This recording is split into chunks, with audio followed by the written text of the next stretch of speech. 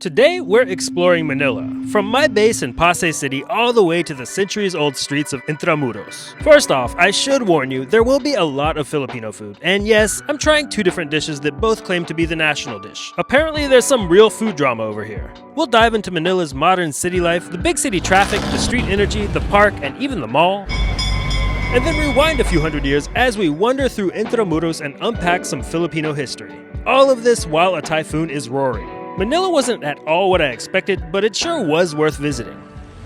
Today is our very first day in the Philippines in the very busy city of Manila.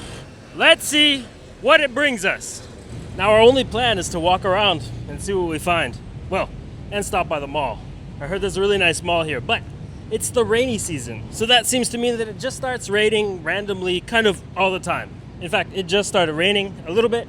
So you've got to search for places like this or pull out your umbrella. But more than almost anything else, I'm here to try all of the different things they make out of purple potatoes, ube. So on that note, I'm gonna start with a frappe, an ube frappe at Zoo's Coffee. Ube. Ube latte po. Ube frappe. Ube frappe po. 290 po. Okay, thanks. Salamat po. Yeah. Ube Frappe and then matcha latte. Yeah. And yeah, Sue's. I guess it's a little bit like, maybe like the Starbucks of the Philippines or something. Or did I insult Sue's? I don't know. It's making me think a lot of Madame Zhu from Shantaram, if you've ever read the book. But let's see how their ube latte is. Sorry, ube frappe. Oh, so purple. And this thing cost 165 Filipino pesos, which is something like $4. The math on pesos to dollars or pesos to euros is a little bit something that I'm not used to yet, but it's purple, it looks like ube. It's good. This is what I wanted.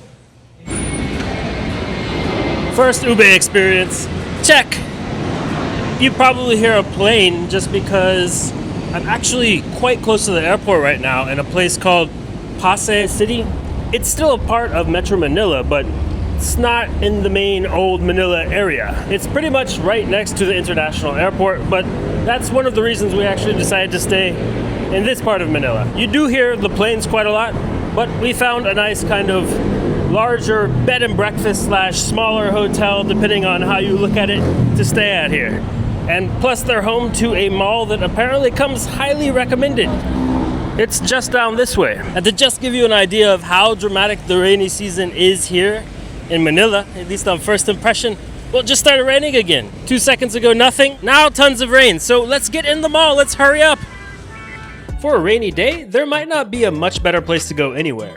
This is the Mall of Asia, and though I had no clue before stepping foot here, it's the second largest mall in all of Southeast Asia and the largest mall in the Philippines. It's just got all kinds of stuff going on, Christmas decorations galore, and I heard you can get some pretty cool t-shirts here. But my real reason for visiting was something else entirely. And I mean, the first thing I've been told about Manila, and kind of the Philippines in general, but especially Manila, is that it's a place, let's just call it, of many contrasts.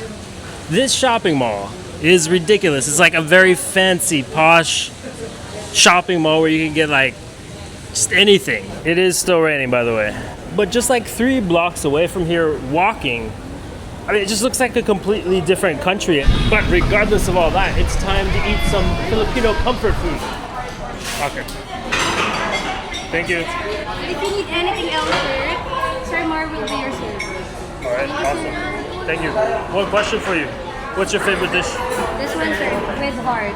We have gising. All the food that with heart means crowd favorite. Oh, with the heart? Yeah, means crowd favorite. All right, nice. Thank you, sir. Okay, thank you. I must admit, Google first led me here, but like 5 different people working at the mall confirmed this is the place to eat Filipino food in the mall. So with the guidance and help of our server, we ordered a bunch of different Filipino specialties. Yeah, that's it. Wait, you got the ube? You got the ube? Yeah, okay. Thank you, sir. If you have additional, just call us. Okay, salamat po. So really, luckily, the staff here are nice and speak good English because, well, I know ube, but I don't actually know Filipino food all that well. But I think I'm about to.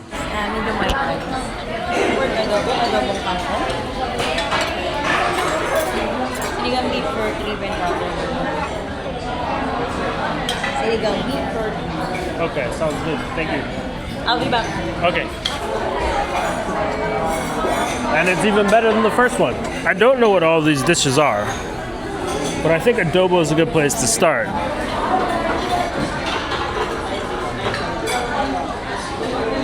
And that one's super good, super savory. Very like heavy food, like comforting food. And now I'm eating some gising or winged beans, another thing I've never even seen before. It's like a mixture of fresh greenness and coconut cream and garlic. Oh, holy. And watermelon with beef short rib. Like, I've never had such a combination. And sauteed greens that I honestly forgot the name of. I'm pretty sure it's gonna be really good though, because everything else has been really good so far. Oh, you get like the wok-like taste. You get soups here. You get slow-cooked meats. I've eaten a fair amount of Filipino food like over in the US, sometimes in Europe too, but it seems like a lot more impressive in the Philippines. Also a seaweed salad type thing here. Whoa, a seaweed salad. Ah, fern. It's not seaweed. Didn't you say it's seaweed? Or maybe I kind of understood wrong. It's ferns. I don't know if they're from the sea or the land. We're not sure. It's good. And you can see people eating all the different dishes on the menu. I haven't even really scratched the surface yet.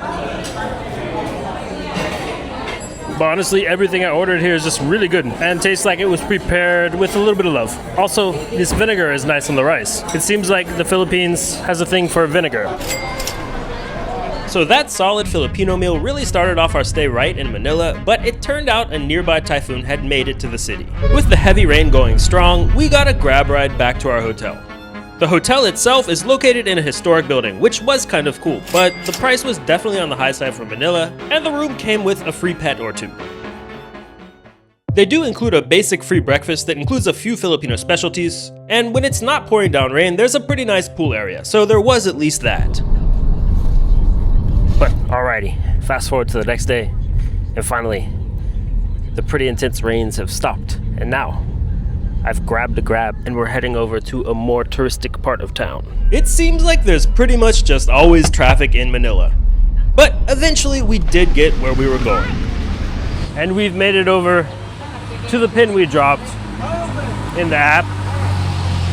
Right here, the National Library of the Philippines, and behind that, Rizal Park.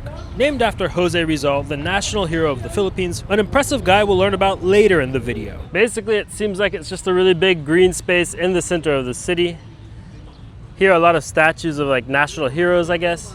Also a cool bird, or well, mostly pigeons, but bird sanctuary over here in the park. It's kind of unique. It seems like a nice place to take a walk around, and there's a Japanese garden in the park. Hi, just okay? Oh, thank you. A Filipino cat in the Japanese garden. And there was actually a typhoon here last night in the Philippines. Big storm, and well, you didn't have like the same kind of structural damage and stuff in Manila as they did a little bit further north, but you can see things are quite flooded still. But it seems like that's just kind of standard for the rainy season from everyone I've talked to so far. Oh, hello there. Meow, meow, meow. There are a lot of cats in the Japanese park. It's pretty interesting here though. You still know that you're in the city for sure. There's like streets and a lot of people around, but it's kind of a green oasis too.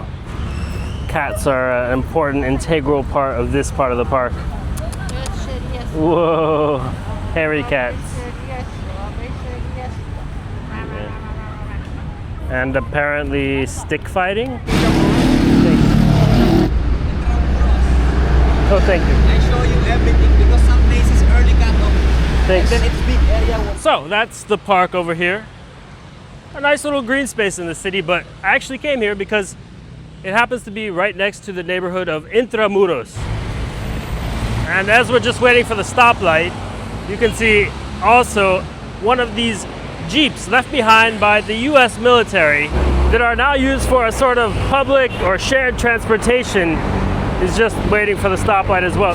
And you can see another one just popped up to the traffic light there too. But here we go, we've got green.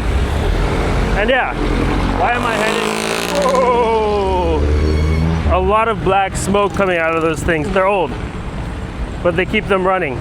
The air quality is fine here in Manila, especially with the rainy season, but I think if they would maybe fix the exhaust pipes on those old Jeeps, the air quality would be a lot better. Anyway, why Intramuros? Because it is said to be the oldest part of the city. You might know, Spanish colonizers spent a lot of time over here in the Philippines, and it's said that I think towards the end of the 1500s, even 1571 if I'm not mistaken, Intramuros was founded originally. But before the Spanish arrived here, this place was known as Maynila. That's also where the city gets its name from today. So while much of what we're about to see here is from the Spanish colonial period, the foundations of this place go back much further. So I'm already starting to get into this neighborhood here. You can see these older colonial style buildings. And here you can see, I'm already just about to enter the neighborhood. It is called Intramuros because in Spanish, that means like inside the walls. And this is an old walled city. DIY, my friend, thank you. And here we are. You can already see there's a little bit of a market just as you enter. Oh, let's see what they're selling then, I guess. Dried fish, hot sauce, good things. Spicy? Yes, vinegar. Vinegar. Also spicy vinegar. Yeah. Seems like vinegar is really, really popular in the Philippines. First time seeing spicy vinegar though. I've tried like a pink one, a black one, and a white one so far. They're just a little bit different than other vinegars I've tried. Kind of nice. But anyway, here you start to get more into the like architectural part of Intramuros, which I guess is basically one of the big draws when it comes to Intramuros. It says the Church of Our Lady of Lourdes used to stand here, and it's an accredited tourist shop, so let's go in and see. Ooh, it's so cool in here. Hello. Seems like they're kind of mixing artwork from local artists with antiques, I guess. Some Filipino crafts as well. And while there do seem to be a lot of shopping opportunities in Intramuros, that's not really why I came here today. Oh yeah, and if you're not familiar, as a result of the Spanish people spreading their religion all over the world, as you see in Latin America, as you see in, well, just a lot of the world. The Philippines is an overwhelmingly Catholic country. There's definitely a Muslim minority along with other religions here, but Catholicism is a big part of everything as I understand it here. So there's a hand... No, thank you. Appreciate it. Oh, I'm filming a video, mate. Okay. Okay, great. Thanks. No, thank you, sir. And here you've got a handful of churches around Intramuros that are all operating. And you get a little bit more info on this placard here. And this church here, San Agustin Church, is a UNESCO World Heritage Site. Anyhow, this is one of the main streets, if not the main street here in Intramuros. And at the end of it, you've got the Fort Santiago, where I'm headed right now. The walk's only a few blocks long, but among other things, it passes by the Palacio del Gobernador. The Spanish colonial governor general had their residence here, and it continues to be used for governmental purposes. Randomly, a scene from the Chuck Norris film Delta Force 2 was also filmed here. In the movie, it was supposed to be in Rio de Janeiro in Brazil, but I guess the climates are kind of similar.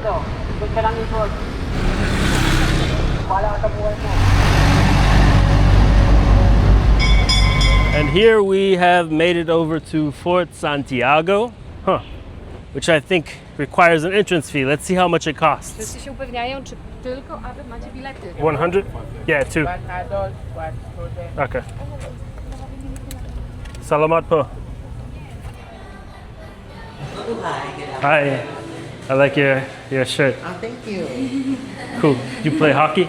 Oh no, I just got it from the store. From the store, okay. Coincidence. We saw that you have information, and we have less information than you, so we came. Would you like a map? That would be really nice. So here's the map of entire Intramuros. Okay. This is the entire walled city, which you are right now. Right. We're currently in this area, which is Fort Santiago, which is the main fortress for military, political, and religion for over 400 years during the Spanish occupation here in the Philippines. So this area has a smaller version of the map, which is a lot more detailed. So you know what places are you going to see here inside. So it's numbered correspondingly, so you can identify. So you're currently in this area. Okay. So in order to go towards the main fortress is that you need to go towards this path and then straight here on this bridge. Gotcha. And then enter this gate. Okay. And inside it, as you can see, the statue of the national hero of the Philippines.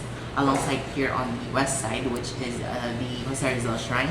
Okay. That showcases his life and was his life during his imprisonment for his final execution. And over on this side is a false wall, which you can overlook the different districts of Manila and also the Pasay River Esplanade, which there is an area over here you can access to go out and take a walk on the Pasay River Esplanade. Okay. If you wish to see more attractions outside Fort Santiago, which is around this area, you can generally take a General Luna Street, which is the red brick pathway. Okay, that's how we got it. it. Yeah. It connects towards different attractions inside Intramuros. Okay. And here are the main attractions, which we can see here inside, which is Casa Manila, a replica of what houses used to look like during the Spanish occupation. Yeah. Baluarte de San Diego, which is formerly a watchtower. Yeah. Museo de Intramuros, which showcases the evolution of Christianity here in the Philippines. And lastly, a newly opened museum, which is Centro de Intramuros, which is a tourist center and also a modern museum. Thank you so much. Lots of information. So yeah, Manila has known a lot of occupation between the Spanish, the Japanese, and my home country, the United States. There's a lot of tragic history, and you can learn about some of it here at Fort Santiago. Ruins of the American barracks right here, and all of this left behind stuff here. But up here, the actual entrance to Fort Santiago. So let's go in and see what it looks like. Basically, until 1951, it was actually used as a fort, and then after that, it was declared a national shrine and a national monument, and later, in 2014, a national cultural treasure. Just like in Spain and the majority of places that were colonized by Spain, you have the Plaza de Armas, but this one has lots of grass. Usually there's like fancy stone carvings and stuff, as well as statues, like that one. A statue of José Rizal, widely considered to be a national hero of the Philippines. Rizal was a writer, doctor, and reformist whose ideas helped spark the push for Filipino independence. His novels exposed the abuses of Spanish rule and inspired a generation to demand change. In 1896, Rizal was executed, but that moment became a turning point in the country's fight for freedom. Inside the museum, you can even visit the small cell where Rizal spent his final days. Standing there, it's hard not to feel the weight of it all. This is where he wrote his last letters and prepared for the fate he knew was coming. It's a powerful reminder of how far his ideas have carried long after his lifetime. So yeah, José Rizal, quite the notable guy to learn about. And here, Manila's not so clean looking river, at least after all those rains last night. The Media Naranja. It's funny, I was actually looking for a basketball. If I would just go down the river, I could get one. But seriously, Manila's got a lot of beauty that I've seen so far. Natural, cultural, and more, but this is just sad. Anyway, there goes my basketball. Bye-bye. Wilson.